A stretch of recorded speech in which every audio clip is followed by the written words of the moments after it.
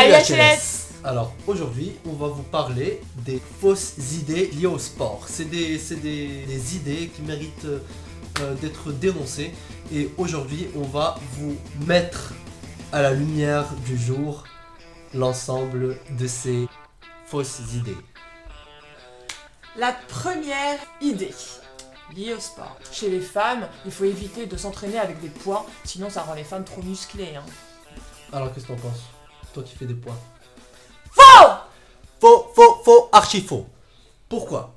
Alors, juste pour un peu expliquer le contexte. La prise de masse musculaire est essentiellement soutenue par testostérone, qui est l'hormone masculine. Elle est présente, mais en faible proportion chez les femmes.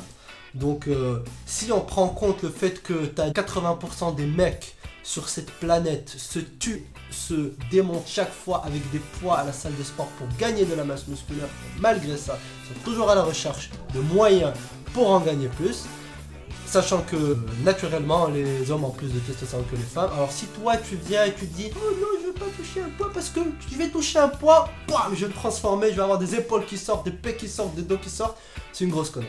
À part si tu as bien sûr, je sais pas moi, si tu es une femme et tu penses avoir plus de testostérone que la plupart des mecs sur Terre, dans ce cas-là, peut-être qu'il faudrait éviter. Pour 99% des femmes, il n'y a aucun problème. Au contraire, de combiner un peu de cardio avec de l'entraînement à base de poids, c'est le moyen le plus efficace de brûler de la graisse et de rester en forme et d'augmenter sa tonicité musculaire, sa densité osseuse et sa santé de manière générale.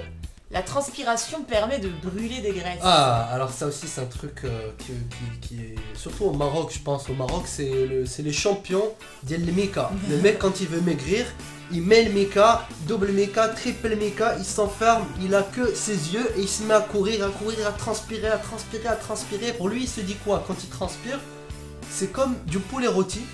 Quand il tourne, et ben t'as la graisse qui tombe. Et à la fin, il va devenir mince.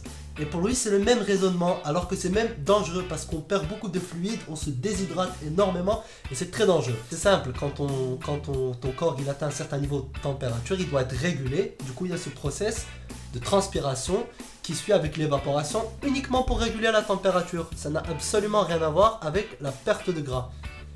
Alors, pour les gens qui font tout le temps la Mika, déjà que maintenant, Mika c'est interdit. Alors, en plus de ça, vous arrêtez de faire ça tout de suite.